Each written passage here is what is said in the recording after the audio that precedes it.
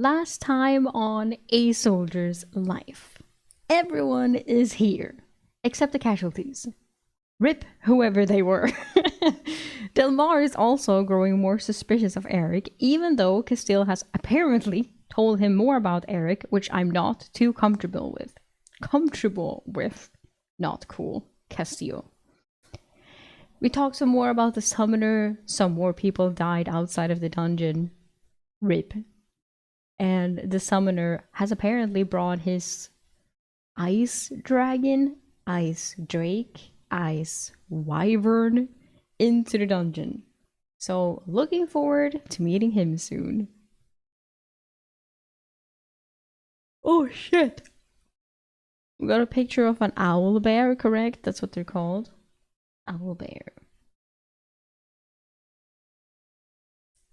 Or they're called a run, maybe. Chapter 176. Run. The Earth Drake yielded a major Earth essence while Mavieth watched the corridor. Oh, it's already dead. It died off screen. Mavieth helped me drag the Drake's long neck around to face away from the corridor, making it look as if the Drake was sleeping in case someone came by. The reward chest was much smaller this time, so I was not expecting another spear inside. It rattled with coins as I picked it up and carried it behind the Drake. I shattered the stone chest, using the Drake's body to shield my actions. Inside were a few dozen silver coins and a pair of thick brown bracers. Ooh. The soft, flexible leather, covered from wrist to elbow, with laces to tighten them. I let Mavieth try them on, but his forearms were too large for them. If these bracers were an artifact, they would neither resize nor absorb ether from me. I sent the bracers to my dimensional storage to figure them out later. With our work in the room complete, Mavieth asked, "Are we going to descend and attack the boars again?" I had considered going by myself, but I shook my head. No, we'll just wait until it's time to leave the dungeon. Linus or Benito will forget us when it's time. I slid down the wall to relax in the corridor with Mavieth. Mavieth smiled brightly. "Do you want to play checkers?" I nodded absently as he set up the board between us. "When will you release Relia?" he asked after winning the third straight game. I hesitated before answering. "When it's safe. It might be some time before I can get away from the company." I reset my pieces on the board, and we continued to pass the time. Hours later, the pounding of boots and the rattle of Legion armor echoed down the corridor. Benito was running full tilt at us, using the wall to slow himself. The summoner was spotted across the owlbear room. Oh my god. Already? Okay. We're leaving now. He turned and sprinted back the way he came, without waiting for a response. Mavieth was trying to put the checkers set in the bag. "Leave it, Mavieth." "Nah, take it with you. Put it in your dimensional space at least." I pulled him up and we started running back to the safe room. Of course, we were the furthest away and probably the last to be warned. Benito, the little rabbit, was already gone as we raced down the corridor after shouldering our packs. Thoughts raced through my mind. How much would the owlbear slow down the summoner? Would the summoner figure out that we had exited the dungeon? I glanced down the right corridor toward the harpy room. Seeing and hearing no one, I assumed they had already retreated, and we were the last ones left. Wow. Moments later, I saw the small safe room and the legionnaires preparing to enter the exit portal. A piercing screech echoed down the corridor. Castile's voice cut through the noise with an order. But she's not the screech. Is it the owlbear or the summoner? Probably the owlbear, sadly. "Into the gates. Runic weapons lead. The summoner has controlled the owlbear. It's coming." Oh, right, you can do that. Oh, that's cheating. Clinking red armored men scrambled forward into the exit portal ahead of us. Almost everyone was through when we emerged into the safe room. A hulking, bipedal owl burst into the room from the opposite corridor. Its over-muscled body was incongruent with its massive owl head. The beak alone was as large as a man's head, and when it screeched again, sharp, jagged teeth lined the impressive beak. Castile's etheric shadow chains swarmed over the creature, trying to contain it, but they snapped like spider threads. Castile, Adrian, and Colm were the only legionnaires left in the room. "Get through the portal!" I yelled. Not for any heroic reason, but so I could use my abilities without being seen. Castile nodded, understanding my intent. Move! Eric will occupy it with his air shields and follow us momentarily. Sure. Mavid roared his own challenge, and the creature looked confused as Castile, Colm, and Adrian disappeared into the portal. I stepped within range of the owlbear, and it spun toward me. A foreign intelligence burned in its red eyes. The summoner trying to control the feral beast. Wait, so now it's only Castile, Mavieth, and Eric left. I assume. Maybe. Because then it's only Castile that will see stuff for the first time, I guess. I stepped within range of the owlbear and it spun toward me. A foreign intelligence, a feral beast.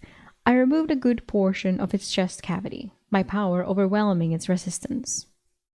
The beast belched a spray of blood at me and charged on all fours. Fuck, I must have missed something vital. Maybe it stepped in front of me, lowering his hammer. The owlbear's powerful beak clamped down just as Maviet's hammer connected. A portion of Maviet's stomach, leather armor, and abdomen were torn away. I pressed my blade into the creature's shoulder as it shooed its reward. Maviet stumbled back, leaking blood and bile from a gaping stomach wound. Oh my fucking god. Drink your potions, I yelled as I twisted my blade and yanked it free. The pain drew the creature's attention to me while Maviet fumbled for his potions. Now I'm scared. Maviet will not die. The owlbear, frothy blood dripping from its beak, stumbled toward me. It was close to death, but I must have hit the lungs instead of the heart. I reached under my armor for the ether potion. I only needed a sip to recover all my ether. The owlbear clumsily lunged toward me in slow motion, giving me plenty of time to sidestep. It was its final act, as the massive creature collapsed. I took a swig of the potion, capped it, and sent it to my dimensional space as my ether core was replenished. I kneeled next to Maviet while scanning the corridor. A large splotch of pink skin denoted his injury, which was slowly turning gray to match the rest of his body. Did you take all your healing potions? I asked, inspecting the wound. A deep dent in his abdomen showed where the owlbear had taken a bite. Maviet nodded painfully. I produced my last greater healing potion and handed it to him. The ether from the previous potions hadn't been enough to repair the extensive damage. Maviet rasped. It's coming. He pointed painfully down the corridor. What's its? I spun around to see a creature bounding toward us. It must have been the summoner's ice drake. The scales shimmered, appearing like undulating ice as it rushed closer. I wasn't concerned, as I had enough ether to deal with it. Maviet, get into the portal and help the company with the specters. Maviet groaned as he stood unsteadily. He seemed to be missing some musculature, as he had difficulty moving. Hopefully, the greater healing potion would restore the soft tissue. The ice drake skidded to a stop at the entrance, its crystalline eyes showing intelligence as it assessed the situation. Seeing only one legionnaire and a struggling Goliath, the drake paused. So, wait, did Castile leave? I backed up toward the portal, making sure Maviet made it through. The serpentine neck of the drake slowly locked eyes with me, its gaze intense. I wondered if the summoner was controlling or viewing through it. The black, oily surface enveloped Maviet, sending him to the others in the ruins. The ice drake took a tentative step into the room, eyes locked on mine. If it had a ranged breath attack, I would retreat. If it got within 15 feet, I would end it. The room was only 30 feet across, but the drake paused, puffing frosted air in annoyance at me. The sound of soft footfalls behind the drake had me shift my focus to the corridor. The summoner was coming. Okay, what are they going to talk about? Like, hello? The slow, dramatic pace of his walk made time seem to stretch. The tall, aged elf entered the room, standing behind his drake. He rested a hand on its crown, stroking it. I pulled the ether potion back into my free hand, relaxing my grip on the black blade, letting it point at the ground to appear unthreatening. The high mage summoner surveyed the room, his eyes lingering on the dead owlbear before looking up at me. Did you kill the dire owlbear, legionnaire? No. I was a little shocked. Did he not recognize me? Should I be insulted? I thought he would remember me from when he looked through the wyvern's eyes. He had sworn to kill me. Maybe, I replied evenly. Maybe? What are you gonna do about it? His eyes brightened as he studied me, and a flash of recognition appeared in his face. The Void Mage, his voice hardened. Do not come any closer.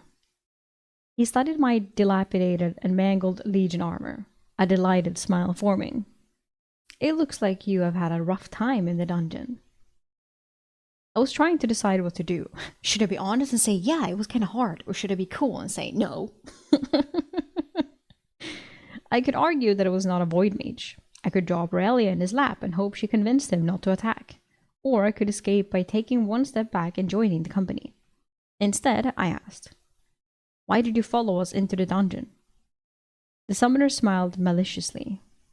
You are ignorant of the goings-on in the world. I was running out of time for my revenge, as I was ordered to return. Your empire thinks it can hoard the secrets of the ancient titans. Right, I completely forgot that there's like something about the titans and where Durandus died and stuff. We cannot let them have it, as it would tip the balance of power too much. I figured I might be able to draw out more information if I kept the conversation going. So they found Atlantium, that's what it was called.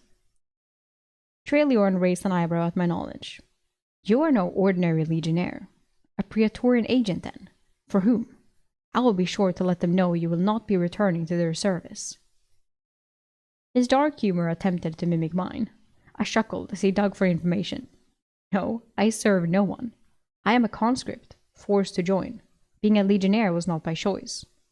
You lie, legionnaire. The mage's voice suddenly turned angry. Oi, damn, the summoner was a truth seeker as well. This time I felt the spell-like spiders crawling over my skin. Oh nay, oh what the fuck, really? My sensitivity to ether had increased in the dungeon. I elaborated with the truth. After I was convicted of a crime and sentenced, I was given the choice of hard labor or the army. I chose the army. The elf nodded slowly, accepting my answer. He considered and shrugged. It matters not. You killed Veyril. My pursuit of vengeance has cost me much, but the knowledge and rewards of this fascinating dungeon have made up for it. And now you are trapped. A devilish smile formed on his face. Oh, please. A cold realization spread through me. I reached behind, expecting the dungeon's exit embrace, but I felt only a smooth, solid surface. I quickly looked back. The oily wall was still there, but something akin to my air shield blocked my exit. I was actually impressed that the mage had managed to cast a spell at such a distance, nearly 30 feet. He had more tricks than just summoning creatures. Perhaps we can bargain. Would you let me go in exchange for the Griffin Rider, the elf who was guarding Veyril? My bargaining position was not strong. If I could eliminate the Ice Drake, I might be able to race to the Earth Drake room and use the exit at the bottom of the stairs. Rally as a prisoner? I will inform her brother when I return. He can launch an expedition if he wishes, the mage said, unconcerned with the young elf's fate. It felt like the mage was toying with me, savoring his victory. I slowly raised my dark blade into a defensive posture. The Ice Drake immediately tensed, sensing a battle was coming. Kilma, relax. This one is mine. 7 arcane missiles formed over his shoulder and shot toward me. Oh shit, he's not wasting time. I hastily erected air shields in front of me. The 2 shields shattered under the force, and the 7th missile burned a hole through my severely damaged armor. My flesh burned where the missile struck, and the smell of burnt flesh reminded me I was facing a powerful mage. Are we not full of surprises? Traeliorn exclaimed, genuinely shocked. What other secrets are you hiding? His unfriendly smile returned. Too many to count, I retorted reflexively. If you have a few hours, perhaps we can discuss them. The mage sighed. Unfortunately, I do not have time for banter. I need to eliminate the rest of your company and confront your emperor. It was time to go. I dashed to the right, aiming for the corridor. The Ice Drake exhaled a cloud of frost, but it wasn't nearly as powerful as the Ice Salamander's attack. It merely washed over me. I left an air shield behind, blocking the corridor. A torrent of lightning crashed into it, superheating the shield until it exploded. throwing me tumbling down the corridor. My ears rang, and I thought to myself that this most definitely was not a fair fight. No shit. I activated my healing spell form and coughed in pain. I stumbled to my feet as the mage's muted shout registered. No, Kilma! I glanced back to see the mage had warned the drake against pursuing me, but the beast's hunting instinct had taken over. It saw me beaten and sprawled on the floor, and it rushed toward me, eager to finish me off. The headless ice drake's body skidded into me. My head felt stuffed with cotton, my ears throbbed, and I stumbled to my feet and ran. Ran where? To the other exit? Damn. Chapter 177. Boss fight. Boss fight. Is it Trailyorn then? The mage's wails of anger echoed as I shuffled down the corridor. I fumbled with the cap of the ether potion and drank more than I intended in my haste. I immediately began directing the ether to heal my injuries. My head started to clear. The body of the ice drake should slow the mage down. Suddenly, I was shoved hard from behind by multiple impacts. Arcane bolts sizzled into my armor, creating burning holes and reaching my flesh. This was not a fair fight if I could not get close to the damned elven summoner to remove his head. 2 of the strikes hit the back of my thighs, scorching my hamstrings and making my escape even more difficult as my legs struggled to work properly. I could really use that greater healing potion I gave Maviot right about now. I pulled out the last lesser healing potion I took from Relia and drank it. It did not help much with my extensive injuries, but it did close my wounds. The minor numbing and cooling effect across my skin was also welcome. I had other potions and drank one of the major stamina potions. It collided with the remnants of the healing potion in my stomach, creating a burning, nauseous sensation. Maybe mixing potions was not a good idea, but the warm, revitalizing energy flooded my damaged body, allowing me to break into a run. The pain faded like a bad memory, though I knew I would be in a world of hurt once the potion wore off. I did not look back for the summoner as I turned into the corridor leading to the Earth Drake. The Earth Drake lay dead, just as we had left it. I was halfway across the large chamber, just past the Drake, when I slammed into an invisible wall. The jarring halt to my sprint sent me bouncing backward, landing hard on the dirt-covered floor. I scrambled back to use the Drake's body as cover. I thought I had broken my nose, as blood flowed freely across my lips and down my shin, and I spat out the metallic taste. When things settled, I panted heavily. "You're fast for an old man," I said, in my limited Elvish, hoping to confuse him. Instead, he laughed.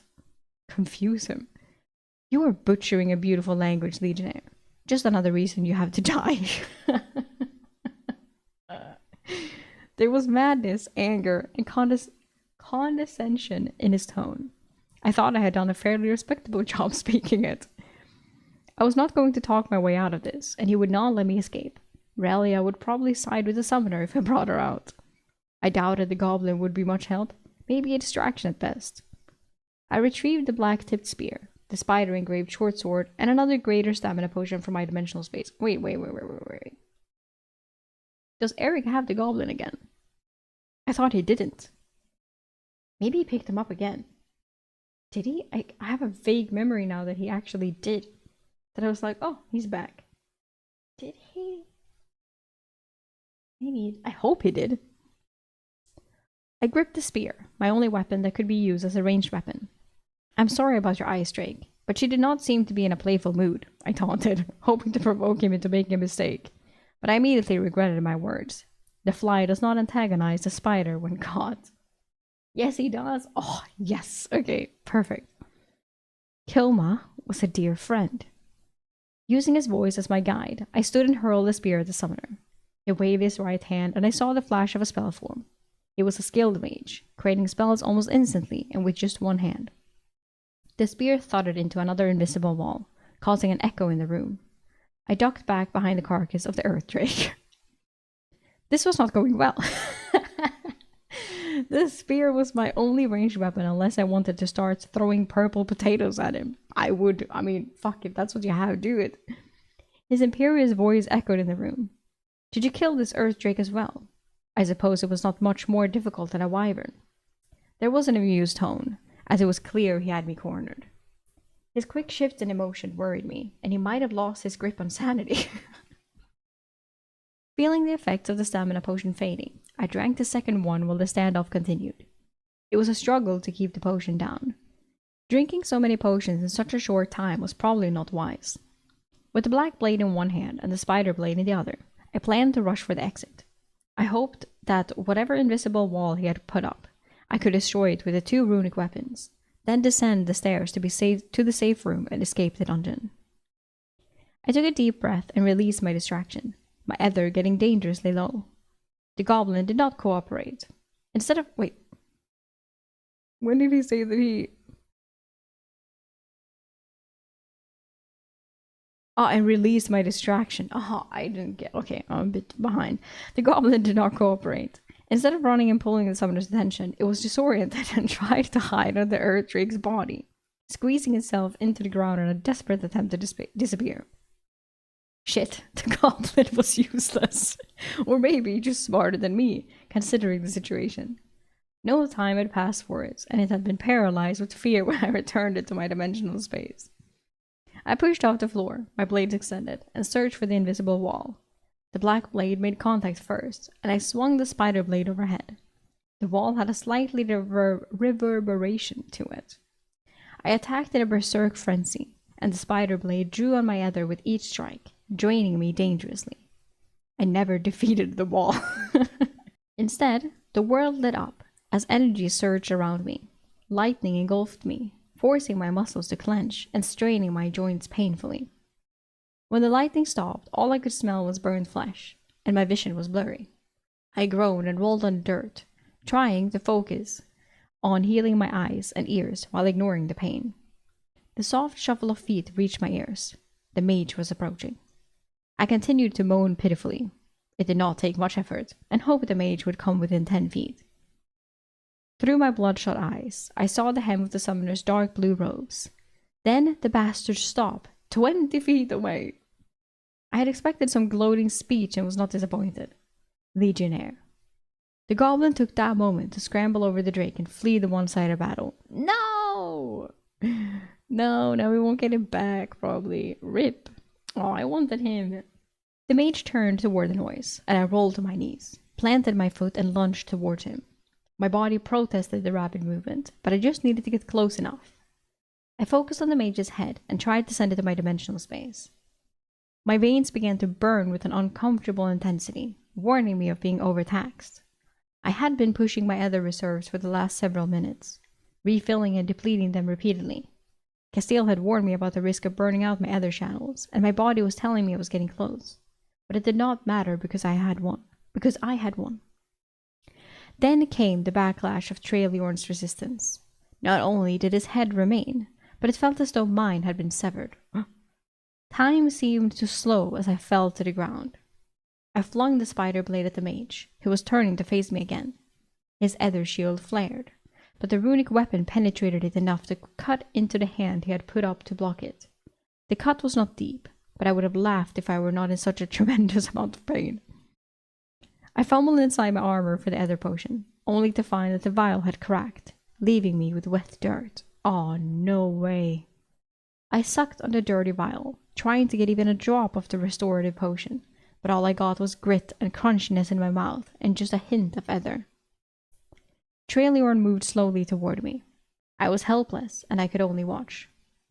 He bent down to pick up the spider blade, more interested in it than at finishing me off. As he examined the blade, his face twisted with concern. His eyes moved from the blade to me, and he spoke. A mage assassin, then? I would have never guessed it by your looks, boy. Still, I do not need magic to deal with you. He expertly spun the short blade in his hand, then frowned. His eyes hardened, and he attacked. I was weaponless, my black blade a dozen steps behind me. I pulled one of the fire bear pelts from my dimensional space, using it as a momentary shield. From this minuscule expenditure of ether, my veins felt as if they were filled with acid. I scrambled back to retrieve my long black blade. It worked, and I stood facing the irate summoner. Although standing might be too strong a word, I could barely force my body to an upright position. Traeliorn did not hesitate and rushed me. the short spider blade dancing dangerously in his skilled hands. Skilled hands. The exchange was fast. I thought myself an equal swordsman, but I was heavily injured, and he scored a light slash on the back of my hand, parting the flesh and exposing the tendon underneath. I moved to create some distance and tried to heal the wound. Nothing. I could not feel my tiny amount of ether in my core, or any ether at all. It was slippery as I tried to command it. The summoner smirked. Not so fun when it happens to you. The spider blade had a grimy, oily coating. It must have been what blocked my access to ether. That, or it emptied my ether core. The pause in our fight gave me a chance to ask a question. Is it permanent?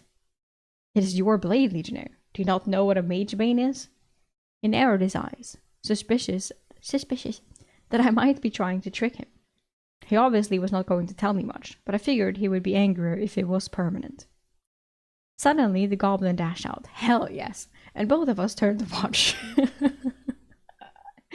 It had circled back and picked up the spear, struggling with its weight. I thought it might help me, but instead it ran off with the spear down the corridor toward the dead owlbear. The summoner looked bemused by my shock. Traeliorn shifted his stance, removing his robes in a flourish to give himself greater movement. I drew my belt knife in my offhand as we circled each other. He took a side stance to reduce his profile, while I angled mine to bring the dagger into play. We engaged again, my joints protesting at the required speed. Not just a mage, then? I asked after a few exchanges, sporting several slashes on my armor. I had the longer reach, yet I was losing. He probably had centuries of practice, and my Dreamscape amulet was showing just how effective it was at focusing my training, but it was ultimately insufficient against his experience and my injuries. The elf smirked, speaking in Latin for the first time. I have kept fit through the centuries, training with some of the best rangers in Bardoradia. I can usually hold my own with a blade, but you are not unskilled. I acknowledged the compliment with a nod. He did not allow me to rest and moved to engage again. Gradually, I began to sense a glimmer of regaining control over my ether again, the poison from the spider blade fading. If Traeliorn regained control of his ether, I was doomed. The problem was that Traeliorn was not giving me an opening, and he countered any of my attempts to create one. The deadly dance continued, and I kept trying to coalesce my ether while defending myself. Despite its presence, it felt akin to trying to capture turbulent water with the sieve, whatever that is. I persistently attempted to collect every droplet, striving to push it into my spell form, desperate to activate my dimensional space. Finally, I managed to pull the elven spear I retrieved from the ancient armory into my hand. I dropped both blades in favor of the ancient weapon, parrying Traeliorn's attack and sweeping the spear in an arc as he retreated. His right thigh now sported a deep gash, with some of the muscle exposed.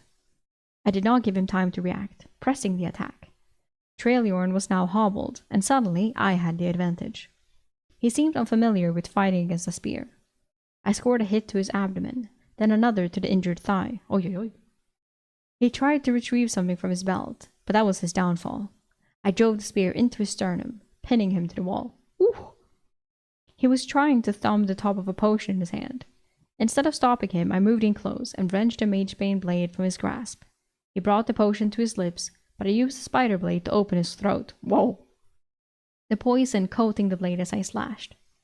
My ether channels burned as the blade sucked what little ether my body had to create its supernatural concoction. The potion tried to heal the wound, so I sawed away frantically until his head was severed. Oy, oy, oy. What? The mage's body slid down the wall, the spear tip scraping the stone as it went. With his head in one hand and the dripping spider blade in the other, I dropped the head and joined him on the ground.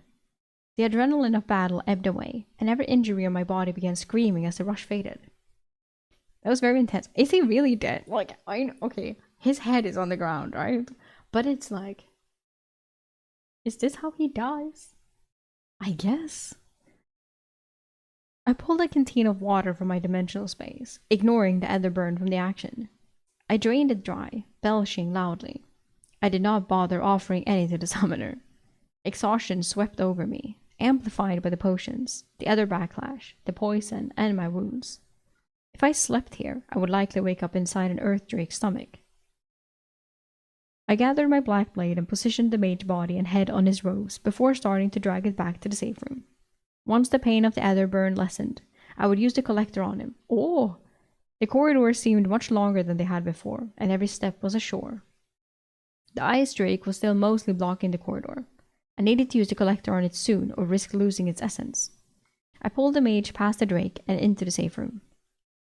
The black spear was near the owlbear in the center of the safe room, and the goblin had rummaged through my pack, consuming everything that was edible.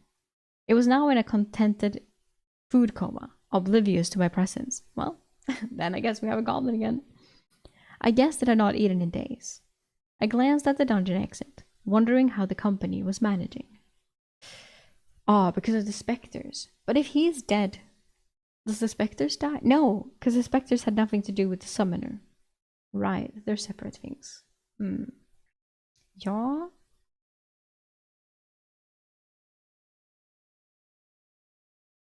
Chapter 178. To the victor goes the spoils. The goblin lay sprawled on the ground, its belly bloated and drooling in its sleep, blowing grotesque bubbles of saliva. I assumed he could finally die happy with a full belly. The goblin had tossed everything out of my pack, scattering it across the room. I thought briefly about killing the small, unsightly creature, but it had saved my life in its own way. Did it? It seemed too cruel to kill my benefactor in its sleep. I moved as quietly as possible to reclaim the spear and make sure it had no access to any weapons. I would let it fend for itself in the dungeon when it woke. My veins and arteries still burned with every beat of my heart, warning me against using any more ether. On the other hand, I had 3 powerful potential essences in this room. I would not risk permanent damage by returning the goblin to my dimensional space, but I could at least claim the essences, as that should just require a tiny amount of ether. I felt a sense of urgency to catch up with the others, as Castile had the Kettle of Souls. I started by searching the mage, no longer squeamish about looting the dead. The robe I had used to drag him to the safe room seemed to resist staining. Even the pools of blood from his neck had not soaked into the fabric. It was probably an artifact, so I snapped it in the air, rolled it up, and stuffed it into my conveniently emptied pack. He wore a single shiny, untarnished gold ring on each ring finger. Both were definitely dungeon artifacts. His elaborate black belt had 6 small sewn-in pouches, 3 on each hip, each just big enough for a hand. I checked them, but they were all curiously empty. Maybe he had used everything. I coiled the appealing utility belt and added it to my pack as well. A heavy gold and silver medallion rested around what remained of his neck, another artifact, and possibly similar to Castile's Ether Shield amulet. I had depleted his Ether Shield during the fight. I put it in the pack for now. His boots were nice, but they were far too small for me. There was not much less of use here, so I assumed the summoner had left his pack elsewhere. I strapped my black blade and the magebane blade to my pack, shouldered it, and carried the spear as I left the room.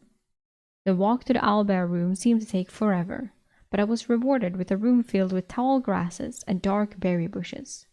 I quickly located the untouched reward chest for defeating the owlbear. Without hesitation, I shattered it and was relieved to find the greater healing potion I was hoping for.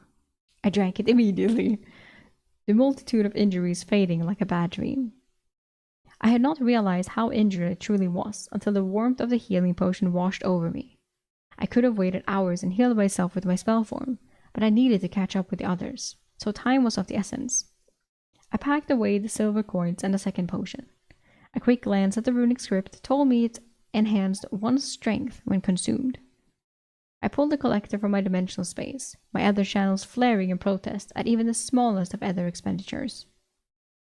I considered my armor for a moment. It was in terrible condition, with multiple holes in the resin-infused hide from the powerful arcane missiles. I unbuckled it, discarding the pieces on the floor. Even my clothes underneath had numerous holes. Feeling much freer in my movements, I returned to the safe room. The goblin was still sleeping, with a larger puddle of drool beneath its chin. At least it seemed to be having pleasant dreams. I used the collector on the owlbear first, wincing at the effort of channeling even a wisp of ether into it. As the disc pulled at the rich blue smoke. I worried it had been too long since the creature's death to yield anything, but I was rewarded with a modest dark purple sphere, a major strength essence. The summoner was next. Oh, not the dragon? I placed the collector in his chest, anticipating something substantial. I jumped when the goblin let out a loud flatulence. It was an attack, just not a physical one, as the foul cloud reached me. I covered my nose as I channeled my ether despite the persistent pain. I was rewarded with an apex essence, a luminescent pearl for increasing ether pool capacity. I thumbed the spear in appreciation. This was much better than the magic affinity I had expected. I wanted to consume it immediately, but I was still recovering from my last earth essence, and my ether channels were still on fire. The burn was so bad I was sweating. The headless drake in the corridor was the last potential essence. I packed the apex pearl in my pack and moved to where the drake lay. It really was a beautiful creature when it was not trying to kill you. I ran my hand along the scales, which were silky smooth and cool to the touch. If Maviet were here, he'd probably be upset that I was not working hard to harvest the creature properly. I balanced the collector on its body and endured the increasing pain. The rich blue etheric smoke formed quickly. A dark blue aquamarine spear formed. An apex water affinity essence. I was slightly shocked but appreciative. I packed essence with the collector in my bag. I'm getting distracted because I'm only thinking about how the fuck is he gonna explain this? Like, what is he gonna say when he comes out there? Hello, I'm alive. Like, he doesn't have to say, like, I killed the summoner, because he can just be like, yo. Because they're not fucking going back in there, I guess. But if they do. Oh. With the black blade and the magebane blade strapped to my pack, I shouldered it. Once the ether burn lessened, I would store the entire pack, but for now, I needed to avoid further damage to my channels. I prepared to exit the dungeon, carrying only the spear. Wait. He still is going out without his armor. Right? The goblin chose that moment to stir, panicking when it saw me. I held the spear in a non-threatening manner, resting the butt on the floor. The goblin scurried into the wall. I'm sorry, but I cannot take you with me. No more free rides. Best of luck, little guy. Aww. I saluted the petrified creature and stepped into the oily portal, leaving behind the terrified but satiated goblin. Oh no. Well, bye, goblin. The bright snow momentarily blinded me as I exited the dungeon. It was midday, the brilliant sun reflecting off the snow. I swung the spear in a defensive arc as my eyes adjusted. Red splotch filled my blurry vision, and soon I could see the Legion armor and blood-stained snow. No specters in sight. Further away, near the collapsed tavern, lay a troll with a Legionnaire's body pinned beneath it. Oh. I inhaled deeply, savoring the crisp, cool air, finally free of the stale dungeon atmosphere. I sighed as I saw no sign of the company. It should not have been more than 2 hours since they had fled ahead of me. The heart tree's green canopy extended high above me. I took a quick glance at the branches, looking out for the giant eagles, but saw none. I assumed the wyverns had finished them off. Still, it would be a shame to fall prey to an attack now that freedom was so close. I relaxed slightly, and I surveyed the area around me. No specters were in sight. On inspection, I recognized the body under the troll as Lucian, the horse master. All right. I closed his wide, shocked eyes and whispered, "Thank you for sharing your wisdom about horses." Yeah. Thank you. I sighed, recalling our time in Formica. Another legionnaire lay within the tavern wreckage, a bow still clutched in his grasp. I assumed it was Pavel, but I did not venture into the debris to confirm. Okay. Beneath the tavern rubble were runic armor and a great sword, but this was not the time to retrieve them. The courtyard where the dungeon entrance lay was packed with snow. The tracks showed the company scaling the wall to my right, since the entrance had collapsed. I picked up a Legion helm, red hair spilled out, and as I turned it over, Remus's frozen head rolled out. His milky eyes stared up at me from the icy snow. My own indifference to his lifeless face surprised me. My helm was the only piece of my own armor left. I still had the full set of armor gifted to me by the Duchess, but I would not be able to retrieve it for some time. I forgot about that, but that's correct. The torn bodies of 3 legionnaires lay scattered and pressed into the snow. This confirmed that the wyverns had killed the entire group: Soren, Cyrus, and Remus. I started piecing together a set of armor. Cyrus had been short but barrel-chested, and his upper body armor would fit me well enough. Soren had been taller, and his greaves should work for me. As I dug out Cyrus's body when a familiar voice called out, "Eric!" Maviath? I spun to see Maviath standing in front of the dungeon entrance. "Maviath, did y'all go back into the dungeon?" I looked at the wall the company had climbed, then back at Maviath. Maviath's voice echoed too loudly. "No, I have been searching the dungeon for you. I have been going in and out, hoping to find you." Oh, my throat tightened as the loyalty and friendship he showed. Thank you, Maviath, for having faith. What about the company? Oh, Maviath. They went over the wall. They planned to find a building to access the Undercity, Maviath replied, but his booming voice drew a spectre through the wall. I grabbed my spear, and a single stab dispersed it. The spear must have been stronger than my black blade, since it usually took more than one strike with the blade to finish a spectre. Maviath rushed to my side, ready to help. I whispered, "Keep your voice down, Maviath. Keep watch while I salvage some armor." "I am sorry. I was just so happy to see you alive. What happened to your armor? Is the summoner coming?" He asked much more quietly while standing over me as I worked. I growled unhappily as I pulled the body from its icy grave. "The summoner destroyed my armor. I don't think he'll be joining us." Maviath grunted, but did not ask further questions. Maviath exclaimed, as quietly as a Goliath could, "I almost forgot. I have words from Castile. She asked me to tell you that you should stop playing the hero." I clenched my jaw as I heard Castile's message, and my hands were soon numb from the cold as I claimed the armor from my fallen comrades. Legion armor was precisely fitted to each person. I knew I would get some chafing from wearing this armor, but it was better than nothing. "All right, Maviath, let us get out of here." Stop playing the hero. No. The company had packed snow and debris to create a small ramp up to the wall. It was just over 10 feet high, and I managed to pull myself up. Maviath handed me the spear as I surveyed the city from the top of the courtyard's wall. He climbed up to join me. Half of the buildings had collapsed over the centuries, but some remained, some still reaching several stories high. It seemed like the weeks we had spent in the dungeon had compacted the snow somewhat. The bluish heads of several spectres were visible above the snow, indicating that the depth was around 4 or 5 feet. The company had broken a path through the snow to a building across the street. "Wyvern, Eric," Maviath whispered, startling me, and drawing my attention behind us. In the distance, a wyvern circled far away from the city.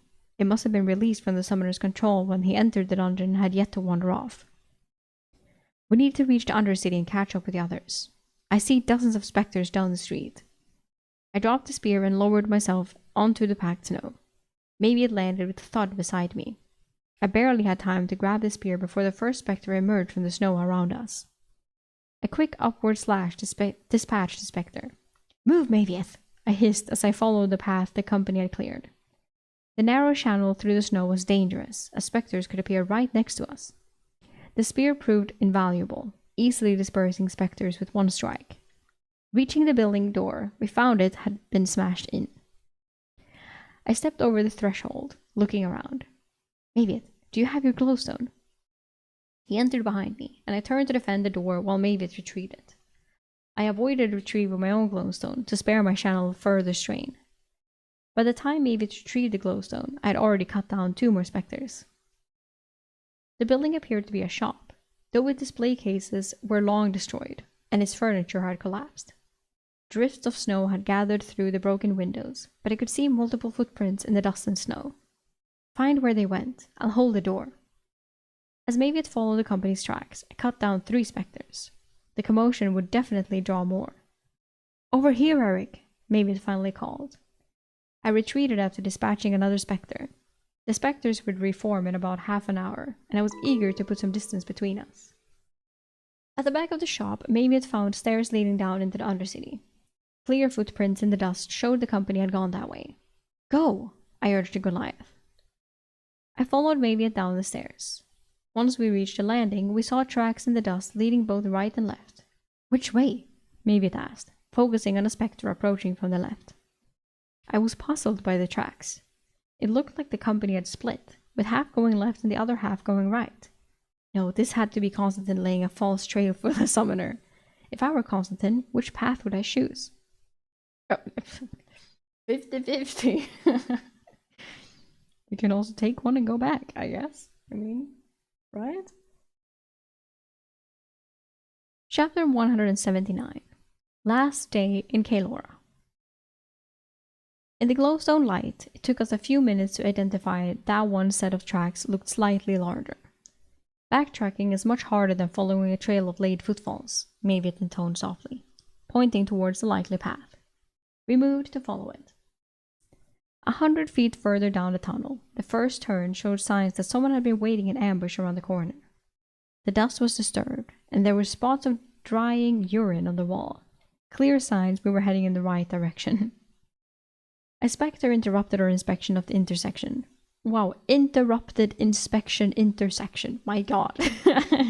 Maybe his hammer made quick work of it, and we moved out before it could reform. We followed the trail, cutting down a few more spectres that appeared more frequently.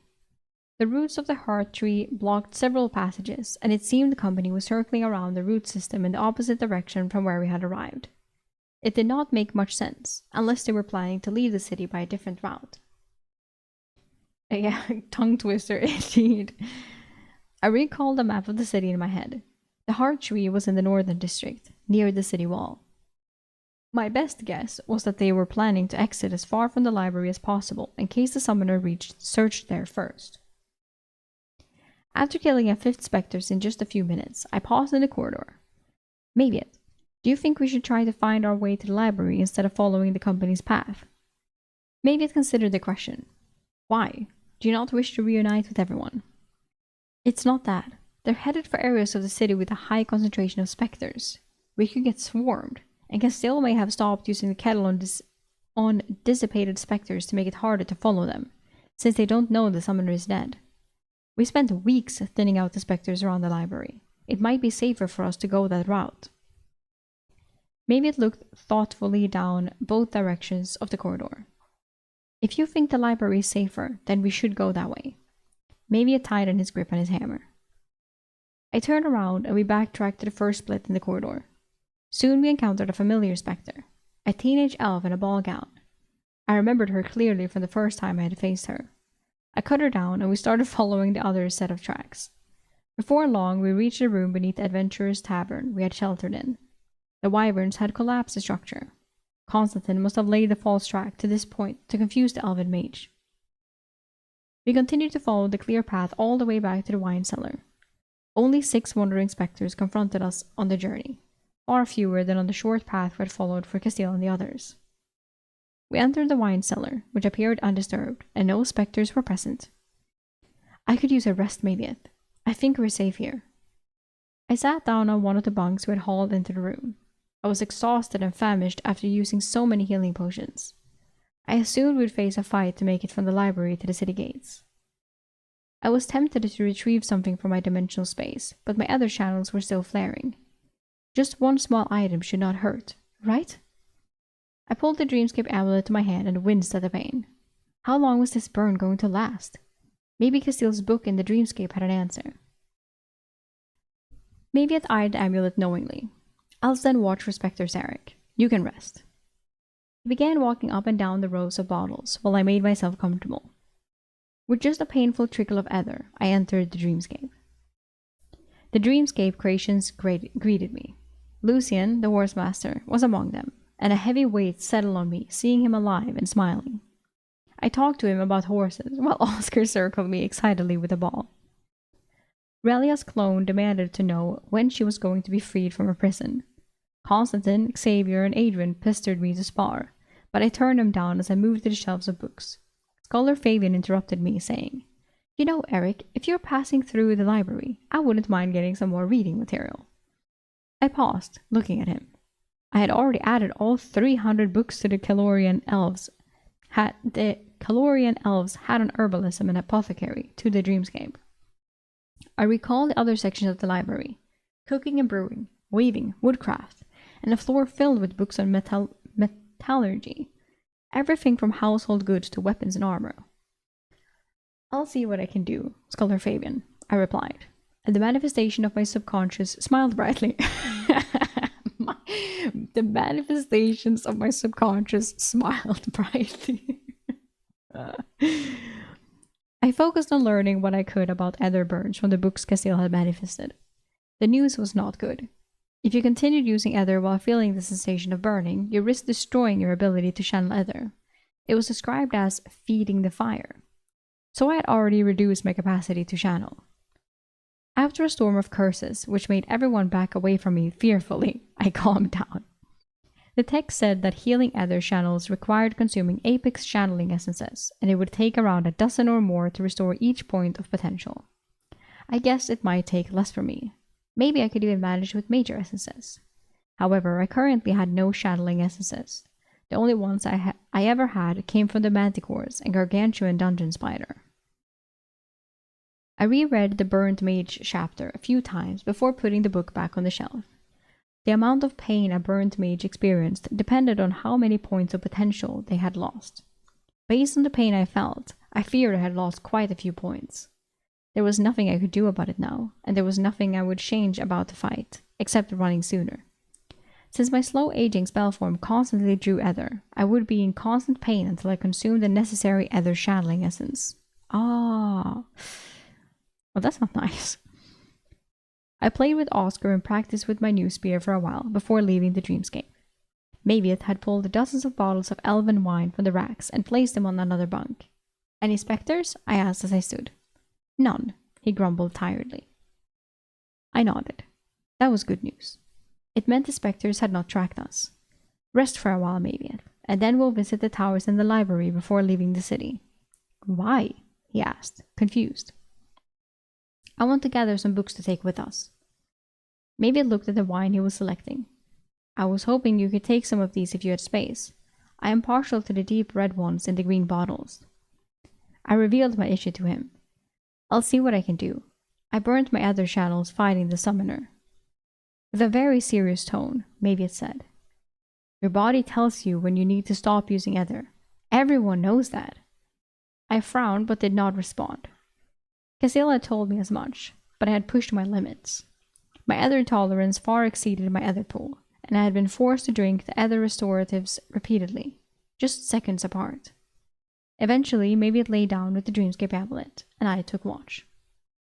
Hours later, Maviath woke with a yawn and a burst of morning flatulence. I moved away from the deadly cloud and figured it had been long enough to try accessing my dimensional space again. I pulled out the elven tablet reader table, and while my channel still burned, it had not gotten any worse. I took a deep breath and activated the table through the pain. I was stunned by what I saw. My other channeling was 27 out of 57, dropping from 28 to 58. I had only lost a single point of potential. Why was the pain so intense? Was I just weak? What would it feel like if I lost 2 or 3 points? Suddenly, I felt a lot more sympathy for the old healer back in Sovrol. Maybe it kept his distance, respecting my privacy. I reset the reader. Do you want to use it? I asked, but he shook his head. I pulled out a thermal stone and a large quantity of food for a feast, letting Maviath prepare it. We had potatoes, bacon, and liver for Maviath. Even with my ring of sustenance, I had an enormous appetite. Keeping pace with Maviath, who was more than a little surprised as we mock raced to finish our food. I moved all 48 bottles of dark red elven wine into my space to join the 9 remaining bottles. The other burn was the same, whether I was moving a larger or small item. Maybe it shook his head in sympathy, or perhaps disappointment, as I winced from the effort. It was a different type of pain than physical. I reactivated my slow-aging spell. It felt like fire coursing through my veins instead of blood. Over time, I hoped I could get used to it. Before sending my pack to storage, I studied the runes on both of the summoner's rings, turning the thermal stone slowly. I would figure out what they did in the dreamscape sometime later. I attached the black blade to my hip and decided to send the Mega Bane blade. The Mega Blade. The Mega Bane.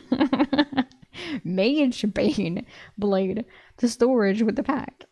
My head exploded in a flash of light, then nothing. I woke on the floor with a genuinely concerned Maviot kneeling over me, shaking me. "Eric, wake up!" he shouted, rattling my armor with his efforts. "I'm awake," I protested. "What happened?" Maviot exhaled in relief. "Your backpack shot across the room and slammed into the wall, and you collapsed." My head hurt, and my other channels flared with each beat of my heart. I recall what happened. I opened my dimensional space, selected an open spot for the pack, tried to close it, and then, boom. Something in the pack could not be stored in my dimensional space. That's a first. I quickly scanned my storage and was relieved to see everything intact. Relia seemed unharmed, though I would not know for sure until I released her. I rubbed my aching head, reactivating my slow-aging spell form again and dealt with the pain. I picked up the pack, ensuring the collector was unharmed. Something among the summoner's belongings resisted being stored. I think I'm fine. It was just extreme backlash, like when I failed to store the summoner's head, but 10 times worse. I stood unsteadily, searching through the pack. I had my suspicions. It was either the robe or the belt. Or it could have been the rings or the amulet. It was either this, or it could be these 4 things. My splitting headache felt like some modicum of revenge from the dead mage. I pulled out the robe and belt, but decided against trying again. I replaced them, shouldering the pack. I stored the Mage Bane blade and the Essence Collector instead. Let's head to the tower. We only encountered 2 specters on our walk, and one did not even attack. It was just an elf boy wandering the Undercity with a toy soldier in his hand. We climbed the tower, and the lingering, unwashed smell of the company still hung in the air, even after weeks. The sun was shining outside, and maybe it looked to me for direction. "Bring me the books on smithing. We'll take as many as I can store to sell. In the meantime, I'll page through as many of these other books as I can to add to the dreamscape." Maybe it did not question the delay in leaving the city and got to work. It was about midday, judging by the sun outside. I decided I would work until sunrise the next day, then would leave. My Elvish had improved significantly, making it easier to translate the titles. Scholar Fabian had not shuffled the books too much on the shelves. I started with the cooking and brewing books, leaning toward brewing. Since I was only paging through, I was not consuming the knowledge, but enjoyed the faded illustrations briefly as I worked, preparing to add them to the dreamscape later. After sunset, I worked under the glowstone while the stack of smithing books Maeve had brought started growing large. I doubted I would be able to take them all. Maeve had finished his task, bringing all the viable books, and I moved on to paging through the woodcraft books. My eyes burned as I turned pages hour after hour. Maybe it was snoring softly by the time dawn crept through the window. I had just finished the woodcraft collection and let Maviot sleep until I was done. Then I stood, cracking my back. I was surprised I could store all 500 books Maviot had brought from the other library. Are they pamphlets? But I had to remove some apples and potatoes. My extra-dimensional storage cube was getting crowded, but eventually I would page through the books to add them to the dreamscape and could sell them. Maybe I could return one day to collect the rest, though I assumed that once Casil reported back, the Empire would clear the city of specters and take the intact tomes. "Maviot?" I called out loudly to wake my friend. He woke quickly, standing on alert. "It's almost time to leave. I'll get some sleep while you cook. Wake me when you're ready to leave." With that, I channeled a bit of ether into the dreamscape amulet and fell into slumber. "It's time to go," Maviot said, after taking the amulet from my hand as I woke. Maviot had left a plate of food for me to enjoy. It was It was mid. The food kinda mid. It was mid-morning, and our last day in the lost elven city of Kaelora. Holy shit. Chapter 180. Escape from Kaelora. We descended the tower together, Maviot's heavy steps echoing, drawing a spectre. A translucent elf appeared, wearing a leather apron and wielding a hammer. The black spear hummed as it effortlessly slashed through the phantasm. We moved back into the main library. The vast chamber was much emptier than when we had arrived. Piles of fragile books lined one wall, but the company had broken apart most of the shelves to keep warm during the weeks we were there. We had tried to avoid burning the ancient books, but many had been used as fuel if they were deemed to deteriorate to be salvaged. Eric, look! Maybe it paused and knelt. At first I did not see it, but there were small footprints in the light layer of recent dust. Goblin tracks! Goblin tracks! His deep voice informed me. How many? Maybe we cleared enough specters that the local goblins have nested here. I scanned the open room for movement. Small tracks, probably a young green. Only one unique set, maybe it said after a moment standing. I could not help but laugh. That little bugger. He must have followed us. I explained to the confused Goliath. I used a goblin to distract the summoner. I left it in the dungeon, but it saw me exit. I guess it didn't want to spend its final days in the dungeon. Maybe it spent a few minutes tracking the goblin, but soon gave up when the tracks crossed themselves repeatedly. Most likely the creature was hiding somewhere in the library. It just might survive if it could keep avoiding the specters. Maybe it would even follow us out of the library. At this point, it definitely deserved its freedom. Outside the library, the snow was still present, compacted down to about 5 feet, and from the steps we could only see the head of a single specter walking the streets. The city gates were still a few blocks away, maybe a quarter mile. There could also be more specters hidden below the snow if they were shorter. We had certainly seen a large number of spectral children during our time in the city. Maybe we could make some snowshoes from some of the shelving, I suggested. Maybe it processed my words but looked confused. How would shoes made out of snow help us? I patted my tall friend on the back, smiling. An hour later, we had makeshift snowshoes strapped to our feet, wide planks tied to our boots. I had done snowshoeing a few times before and gave Mavian some advice. One step at a time. Plant your heel first with your lead foot and don't rush it. My spear can handle any specters quickly, so don't panic and fall.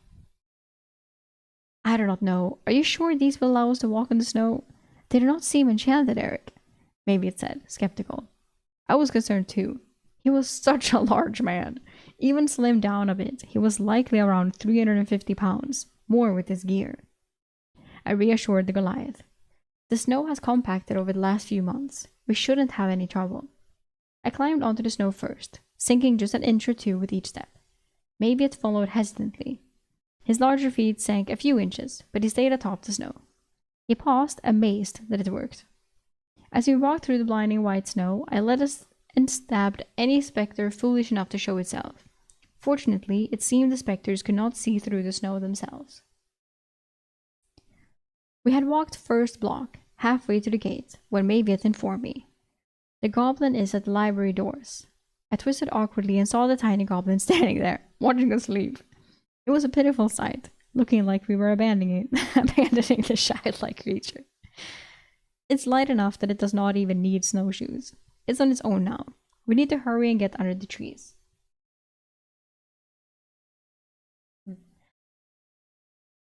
We'll be too visible against the snow to wyverns or eagles, I said, turning and continuing across the snow. We reached the gate quickly and faced a problem. The gap in the gate was buried beneath the snow. While Mavian dug into the snow, I guarded him. Half a dozen spectres interrupted his work, and he was struck twice while digging. I responded quickly, but they appeared suddenly from the snow wall. Mavian was limping, but managed to climb over the snowpack on the other side of the gate. I followed, and we moved rapidly away from the walls of Kaelora. Mavian was leading, stumbling a few times as he missed his steps with the snowshoes. Soon we were under the cover of the barren branches. We stopped to catch our breath, both laughing. We were free. Hell yeah! We were on the eastern side of the ruins.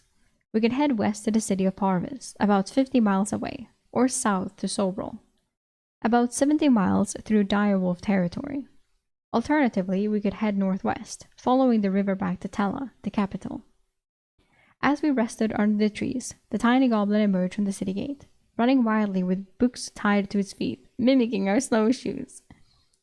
A few spectral heads pursued it, bobbing just above the snow as it raced for the trees.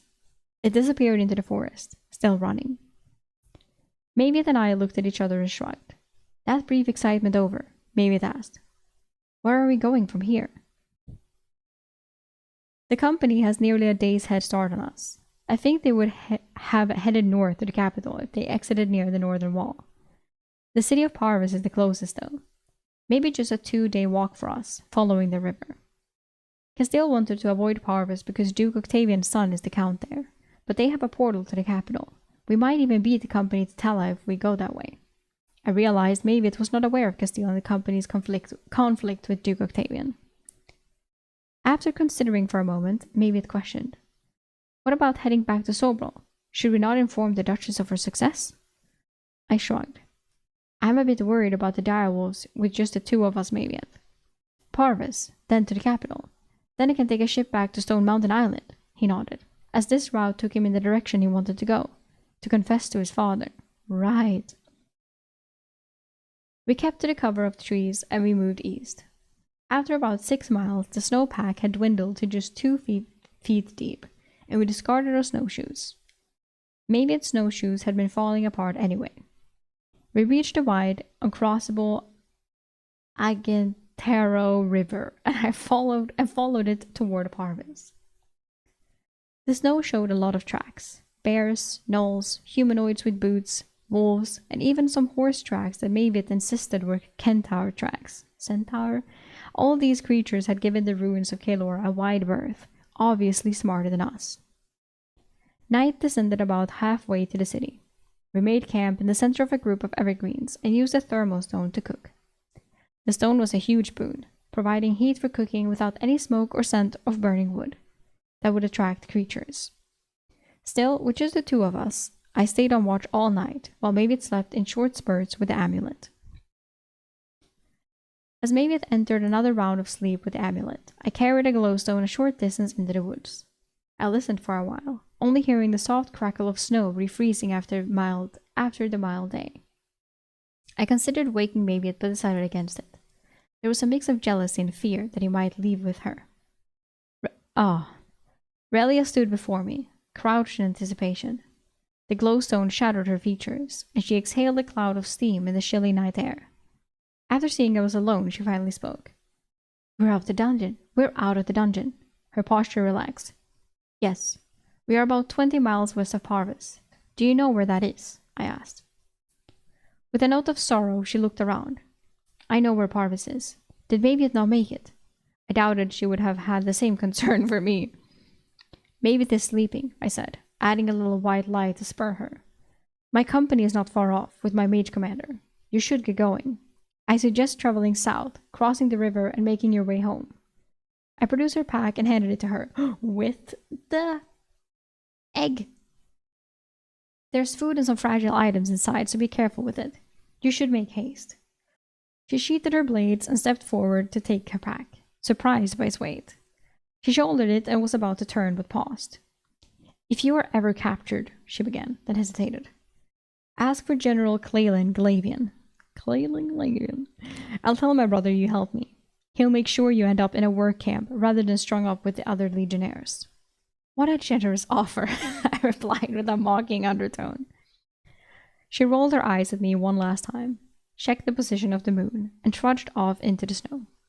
I listened to her footsteps fade away. I hoped she made it home safely. I wondered what her reaction would be when she saw the griffin egg and apex fire essences in her pack. Certain she was gone, I returned to camp and warmed myself with a thermal stone. I took out the large pearl essence I had collected from the summoner and placed it in my mouth. A tingling feeling spread through my body as it dissolved. It was easy to swallow, like cool water, and chills spread from my abdomen to my extremities. My heart pounded, recognizing the potential power I was consuming. I felt my other core swell, and my other shadows flared in protest. I was going to need to get them repaired. The core enhancement briefly distorted my spell forms, causing me to lose my connection to the slow aging spell before it re-established itself. I would have to ask Castile if increasing my other core would endanger my spell forms. Hello. You can be here. Okay, bye. When everything settled, I released a relieved groan. I showed restraint in not checking my attributes immediately. Once we reached safety, I could review my progress. We started moving early in the day, walking along the river. A barge loaded with soldiers, along with a handful of legionnaires in red armor, came up behind us. We paused, thinking we could get a ride the rest of the way to Parvis. It was still nearly 30 miles away. Even half a mile off, I could see Benito jumping up and down, pointing at Mavis and me, yelling something I could not make out as the barge changed course, heading toward us. The entire company crowded the bow as the craft scraped the sandy shoal below the bank where we stood. Castile could not hide her smile, and Constantine shook his head. Benito was yelling about winning some bet.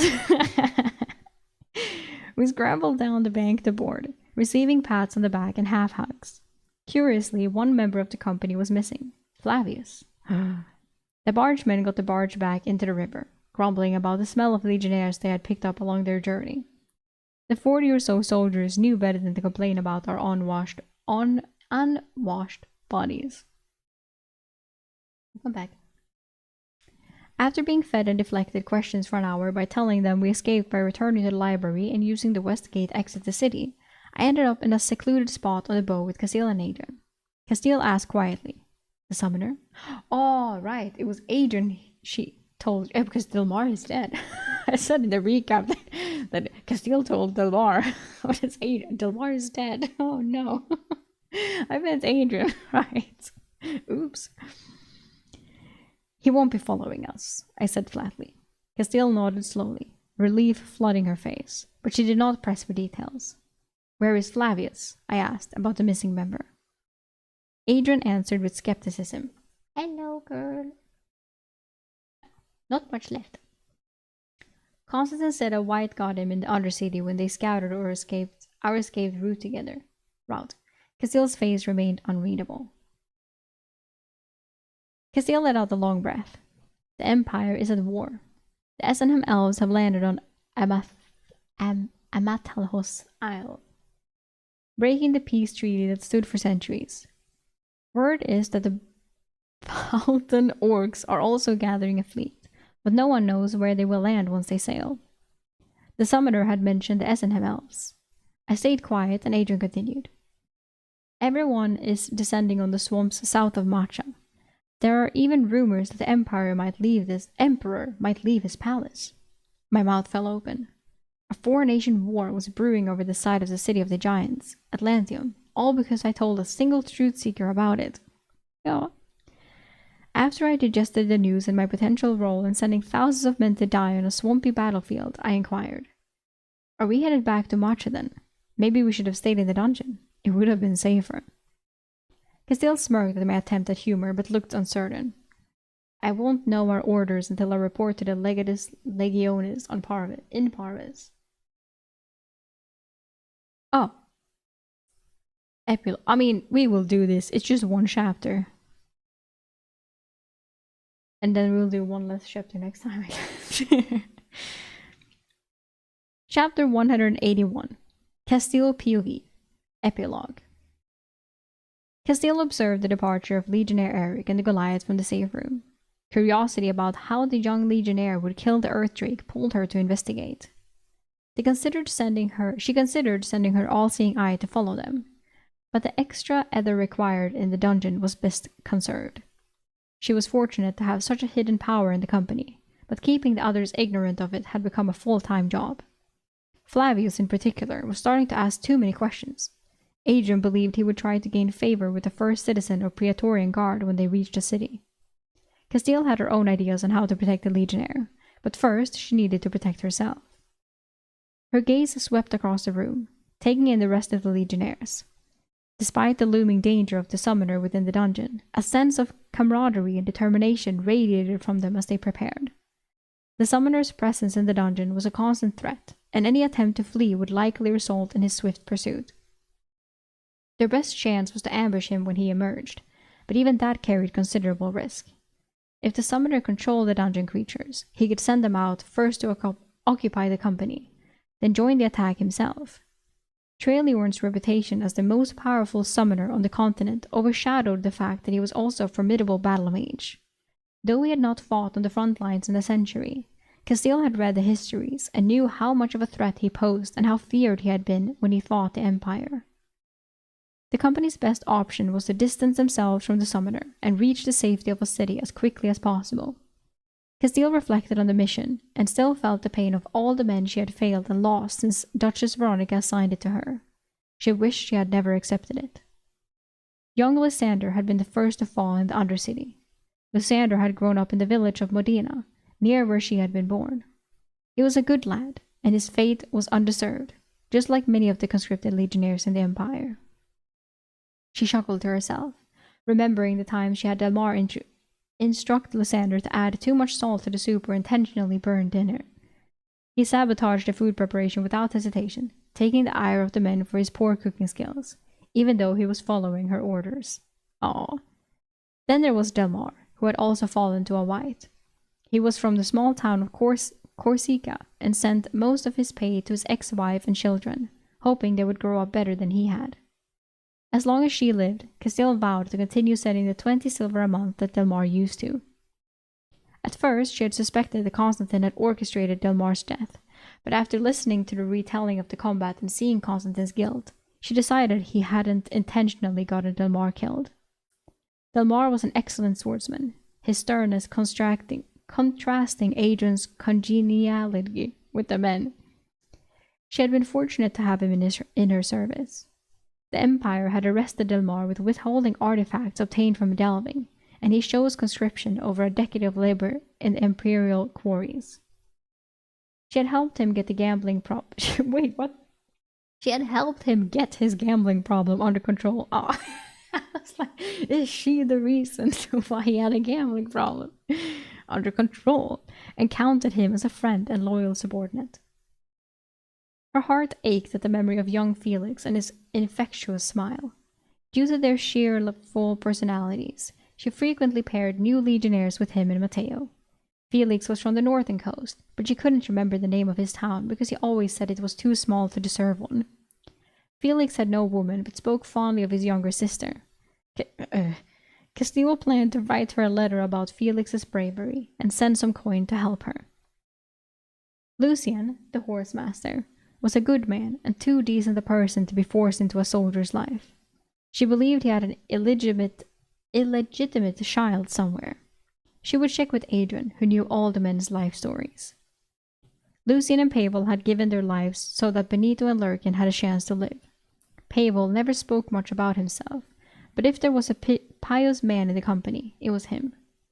He would have been much better as an acolyte of one of the gods. He had chosen to become a legionnaire rather than starve on the streets of the city where he was born. Soren and Cyrus were two of the more malicious men in her company. Both had killed men in anger and mostly confided in each other. She was not saddened by their loss, but they had been her responsibility, so she had failed them as well. If Adrian knew of any of their children, she would send them something. Finally, there was Remus, the red-haired man from Amphia, a sailor and foreigner from Gregor's company. He had been involved in a brawl at the Tella docks and ended up in chains. He was outspoken and, truth be told, a bit of an ass. 7 more names were added to the list of men she would have to answer for when she went to Pluto's realm for judgment. The list was getting much too long for her liking. Now 117. She sighed heavily. Wow. Her eyes turned back to the corridor where Legionnaire Eric had left. A real honest-to-goodness otherworlder. She was certain of it now. He had too much naivety and far too much unrealized power. He was the key to her potential freedom. If he lived long enough, perhaps she could convince him to join the Hounds and eventually get close enough to destroy or switch her blood samples in the archives. She kept nudging him in that direction, toward Constantine's circle, but it was probably reckless on her part. He did have the Dreamscape amulet, and she had never wanted to possess anything more in her life. Even though the created environment was a contrived fantasy, living in the Dreamscape was the first time she truly felt freedom and control over her fate. Resisting the urge to request it was difficult, and she waited for him to offer it again. The boy did not realize that once they reached the city, it would not be long before a first citizen confiscated the artifact. Adrian sat across from her, and they began reviewing the mental and physical health of the men. Most were healthy enough for a forced march. The question was whether they could get a head start on the summoner and reach a city in time. Rattling armor drew everyone's attention. and a scream echoed down the corridor. The swearing yell became clearer. "The summoner is in the owlbear room!" Everyone froze. "Benito!" Adrian barked, and the nimble legionnaire raced off to get others watching the Harpy and Earthdrake rooms. The company rapidly began packing their gear, readying themselves for the dungeon exodus. While the men prepared, Castile sent out her astral all-seeing eye to scout. The damnable dungeon forced her to use far more ether than she liked, just to send the scout down the corridors. If they were lucky, the owlbear would slow the summoner, but she doubted it. Her eye reached the room, and she swore. The summoner was walking behind the owlbear, and his line of sight was directed right at her astral eye. In Elvish, she ordered the owlbear to run. Castile snapped her vision back, her voice cutting the air with an order. "Into the gate! Runic weapons lead! The summoner has controlled the owlbear!" Clinking red-armored men scrambling forward into the exit portal. They disappeared rapidly, their numbers dwindling. The noise of the charging owlbear echoed through the room. She looked to Adrian, who was counting the men. "Just missing Eric and the Goliath," he said. She turned and saw them a few dozen yards down the corridor. For a moment it looked like they might all make it before the owlbear, but fate had other plans. The hulking owlbear burst into the room, and Castile tried to slow it down. Her wispy ether chains snaked across the floor and wrapped around the red-eyed owlbear. They were no match for the creature's powerful frame. It tore through the shadow chains as if they were paper. The owlbear screeched a sharp, pierceful cry of challenge. Its glowing red eyes marked it as a dire owlbear, far stronger than the usual kind.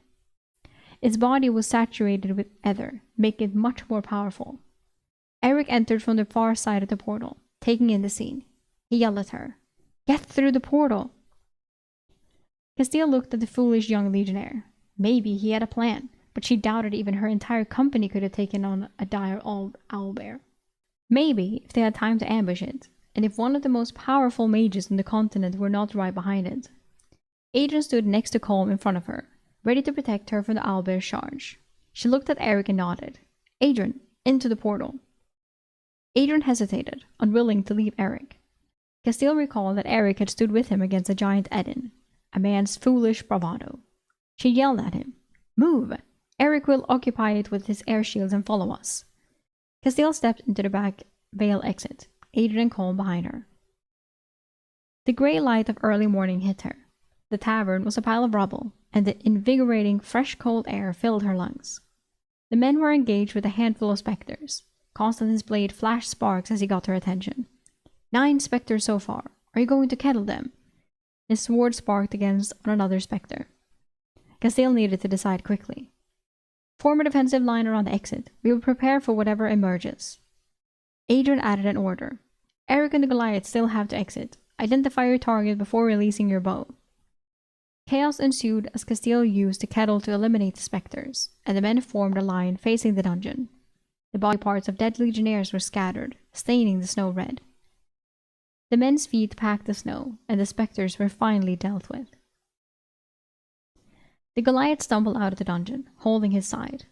A large patch of his soft abdominal leather armor was missing, and his flesh was pale in the early light. He stumbled past the 4 men in the shield wall. "Where's Eric?" Matteo asked the Goliath as he passed his shield. Matteo slammed the bottom of his damaged body shield into the snow once the Goliath was safely behind him. The Goliath turned to face the oily black wall. "He is coming." His deep voice informed the men while he held his side and drank a potion. Castile moved closer to speak quietly with him. "What happened, Mavieth?" she asked. Mavieth seemed to gouge his response, but Castile's impatience showed through. He whispered, "The owlbear is dead, but the ice drake was rushing toward him. He will be victorious." He sounded as if he were trying to convince himself. Castile processed the news. The dire owlbear was dead. One less threat. She looked around at the men, weighing options. "Adrian, get men over the wall. Clear an area on the other side, and I will use the kettle." Benito looked incredulous. "What about Eric?" Castile rebuked him a little too harshly. "We will wait as long as we can for him. We are not going back into the dungeon to help him." Castile mused to herself that even if they tried, they would not find him in time to help. "I will go look for him," Benito chirped, moving toward the oily wall. Adrian barked at him. "Fool! You won't find him in time." He either exits soon or is lost to us. Castile remained focused on the kettle as they guarded the exit. Almost an hour passed before she looked at Adrian, and their eyes met in agreement. Adrian announced, "Over the wall. We're leaving." Maviet, who had been fidgety, questioned the orders. "We should wait longer." Castile shook her head sadly. "We cannot wait. The summoner has most likely prevailed and is probably gathering dungeon creatures to exit ahead of him." Matteo laughed half-heartedly. "Don't worry. We'll probably get to the city and find Eric already at the baths." A chorus of agreements followed, and Benito was already starting a betting pool of when Eric would reappear. Most likely, no one would collect on it, as the dungeon would likely claim his body, but Castile did not stop the banter. "I'm going to look for him," the Goliath announced, pulling his hammer from his belt. Castile was about to berate the Goliath and order him to follow the company, but instead she slowly nodded. "When you find him, tell him he should stop trying to play the hero." The Goliath nodded and disappeared into the black entrance. Everyone held their breath, but nothing happened. Adrian's voice broke the silence. "Over the wall. I won't repeat myself." Packing down the snow and crossing the small plaza to the nearest standing house, they encountered numerous specters emerging from the white banks. Constantine and Flavius led the way, holding most of the back. A few men were struck, but nothing serious as they smashed the door and entered the ancient shop. Soon they were back in the Undercity. Constantine did a quick sweep before reporting. "We should lay a false trail. That way leads back to the library, which would eventually lead to the city's outer walls." Adrian was nearby. "If the summoner is following us, you should stop using the kettle. Let the specters reform and slow him down, along with whatever creature he controls." Benito was within earshot. "How will Eric and Maviet follow then?" Matteo pulled him aside to explain the reality. Castile agreed with the plan, putting away the kettle. They moved, using the hearth tree's roots to guide them. During a short rest, Constantine approached Castile to talk quietly. Flavius plans to report directly to the Legatus Legionis when he reached a city. Castile remained calm. "Why?"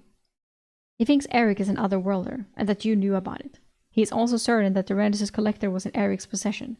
He found multiple minor essences in the Goliath's bags." Constantine informed her, studying her for a reaction. When Castile did not respond, Constantine asked, "What do you want me to do about it?" "Kill him." Castile was unsure whether she could trust Constantine, knowing about his other loyalties. Flavius could put Castile in a compromising position and force another tribunal in front of the truth seekers. She looked Constantine in the eyes. His weathered face was expectant. Deciding that she could trust him, she said, "Do what needs to be done." He nodded and turned sharply. An hour later, Constantine came running from a side corridor he and Flavius had been exploring. "A room full of whites. They pulled Flavius in. Move before they realize there are more of us." Constantine moved to lead, pulling the company with him. Castile paused while the men rushed ahead, sending her all-seeing eye down the corridor. 2 turns later, she found Flavius's body, his throat slashed and a large pool of blood beneath him. His eyes were wide with shock. Damn it, Constantine. The city would turn the corpse. Flavius would become a spectre, or perhaps even a white. A necromancer could commune with the undead if the Empire ever retook the city. A problem for another time. They soon took stairs up into a tower guardhouse in the wall. The company stood on the wall, looking back into the city behind them. The snow-covered buildings and the massive heart tree looked almost serene, but they knew the truth. Thousands of specters remained, guarding the city from outsiders for eternity. "We should be able to jump," Constantine's voice interrupted the moment. "The snow looks to be deeper than a man's height, and it's just 25 feet or so." He did not wait for Castile and jumped. Everyone looked over as he thudded into the snow and disappeared. He freed himself and started moving away from the city with his runic weapon drawn. Soon, the entire company was on the ground, pressing through the snow. Only 2 specters interrupted their progress. When they reached a copse of evergreens, they paused to look back at the city. It was just a bad memory now. Castile had only 12 men left, plus a scholar. Blaze noted a wyvern in the distant sky, but it looked to be keeping its distance from the city. "Do you think it's tied to the summoner?" Adrian asked from her right. "No, it's just circling in a lazy hunt," she replied. "Do you think Eric is alive?" he asked a moment later. Castile considered the question. No, she said sadly. Get the men moving. We will march north and try to reach the capital as quickly as possible. Adrian hesitated, placing a reassuring hand on her shoulder, consoling her. After the moment passed, he barked at the men. I think you have rested long enough. 2 men up front breaking snow. Rotate every 10 minutes. The path north was difficult. It was miles before the snow depth finally eased, making the trek slightly easier. They camped near the river with no fires, huddling together for warmth. In the morning, they marched along the old trade road that paralleled the river. Sail! River barge! Willie announced from ahead. They managed to flag down the barge, which was loaded with soldiers. When it beached on the bank, the captain of the unit reported to Castile. Mate Commander, we're headed to the eastern border. Do you need a ride? Hell yeah. Castile looked over to her men. They were exhausted and cold, and it was over 100 miles to the capital. The nearest city downriver was Parvis, but Count Cocus, Duke Octavian's second son, ruled the city. I'm sorry, what? Count Cocus? Still, they had a portal to the capital. Yes, you can drop us off in Parvis, Captain. The men climbed aboard, relieved, and collapsed on the barge. The regular soldiers gave them a wide berth, and most of her men were asleep in no time. Castile settled on the barge as it broke away from the bank. She and Adrian moved to get news from the captain about what had happened during the past months.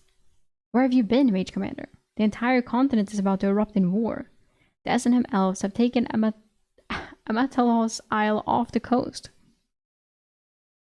Most likely, they'll invade the mainland soon. It's rumored that the Boughton orcs are also preparing a fleet. There are rumors of other nations mobilizing as well, but they don't hold much weight, the captain explained. Adrian was shocked. Why?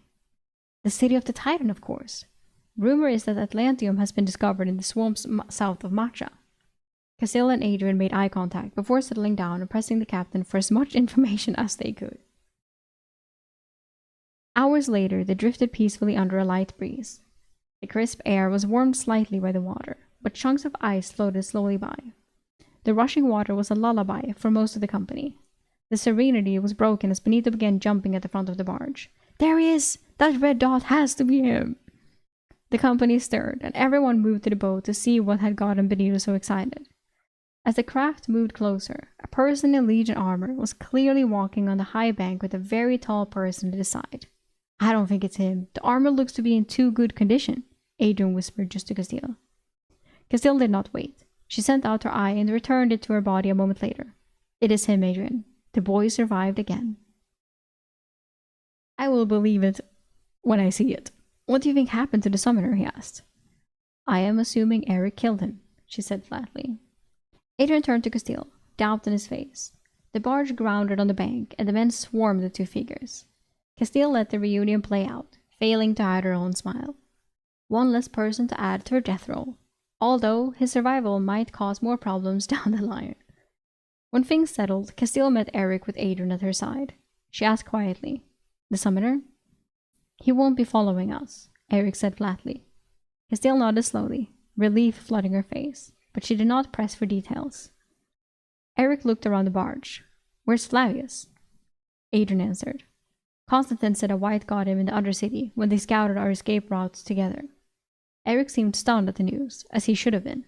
Flavius was an experienced scout, and maybe she would one day tell him that his death was to protect his secrets. Castile exhaled a long breath. The Empire is at war. The S&M elves landed on Amatalhos Isle, breaking the peace treaty that had stood for centuries. Word is that the Boughton orcs are also pulling together a fleet. But no one knows where they will land once they sail. Adrian continued. Everyone is descending on the swamps south of Matcha. There are even rumors that the Emperor might leave his palace. Eric gawked in surprise. He stuttered slightly at the implication, worry in his voice. Are we headed back to Matcha then? Maybe we should have just stayed in the dungeon. It would have been safer. Castile could not hide her smirk, but she also feared what was to come. At least with a multinational war, no one would be focused on her small company. I won't know our orders until I report to the Legatus Legionis in Parvis. It was only half a day to Parvis, and the docks were full of soldiers and legionnaires. Adrian came back to report that the Legion Hall was packed and that the Legatus Legionis office was too busy to handle a report. The Italian Empire was always on a constant war footing, but this was different. The Italian Empire was always on a constant war footing, but this was different. The Empire was under threat and mobilizing for a long campaign. Adrian said heavily, "The Empire is pulling most of the soldiers from the western Agorian front.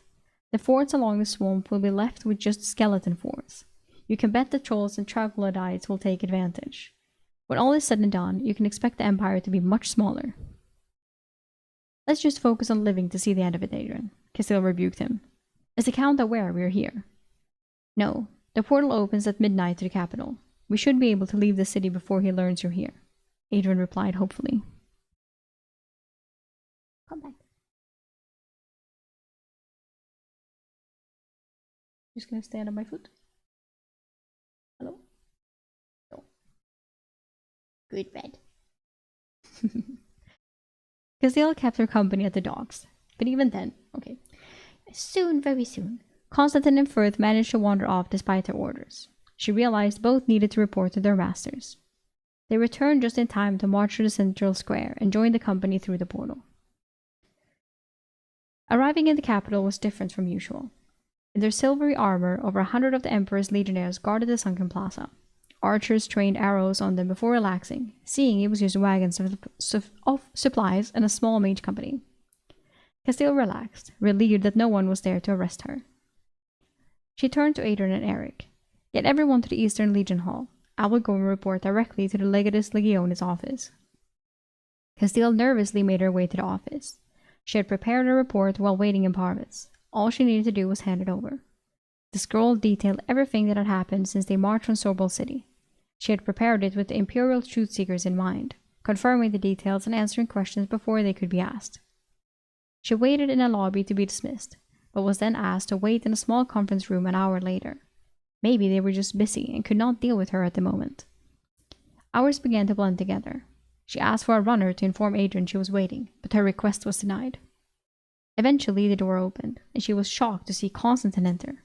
He was followed by a tall older woman with graying black hair. Though Castile had never met Antonia Segredo, the merchant queen, she recognized her. A third person followed them in, Centurion Cornelius, commander of the Eastern Legion Hounds.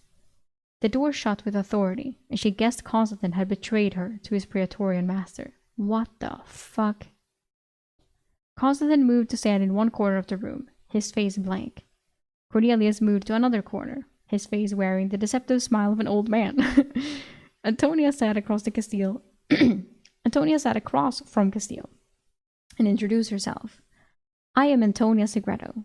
I have been following your career since your time in the Mage College." Castile was on the defense. "I am flattered. Why am I still here? Was my report incomplete?" Antonia laughed. "Incomplete? It reads like a tragic play. Most would think it's fiction, concocted for sympathy." She gestured to Constantine. He confirmed every word of it was true, and Firth reported the same to Cornelius. Castile's head snapped around to each person, trying to puzzle things out. Constantine, sensing her discomfort, tried to ease her fears. "You are not in jeopardy, Castile. They just want to talk." "Not in jeopardy yet," Antonia corrected her, her smile blossoming. "But if I continue, you will be. The question is, do you want me to continue?" What the fuck is this, a threat? Oi. Constantine looked irritated. "Just tell her, Antonia." He faced Castile. "They need you. They need your ability to unweave spell forms before someone can manifest their spells." She can do that? You're the only one who can do that. Do what they need. Castile was confused. Why do they need me to use my ability on? Who do they need me to use my ability on? Antonia looked at Constantine. "I hate it when you disrupt my delivery." She turned back to Castile, her tone conversational. "We need you on a special team. To help kill the Emperor." Ha! To kill the Emperor! Bro, what? What is this now? I mean, I'm all game. I'm full on game. But what? Okay. Castile should be happy about this, no? But she's gonna be like, this is a trick. End of book 3. Eric's adventures continue. Draft of book 4 titled The Hounds. Wow.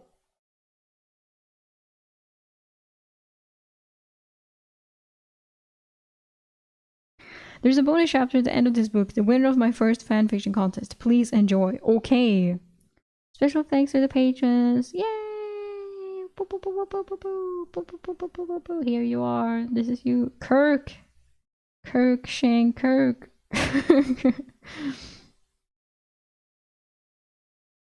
Pizza Ranger and the fucking Pope and Yoda. Baby Yoda. So many Sams. Sam.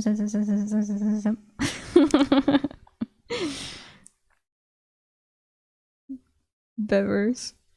Hell yeah. Okay. Okay, well, then we will read the fan fiction next time. Maybe do that as a separate video just for the fan fiction. Wow, okay. We finished book 3. What a fucking ending to it as well. Damn, we were in that labyrinth dungeon for a long ass time. Holy shit. Book 4, the Hounds. So now we're gonna go with the Hounds and kill the Emperor, I guess.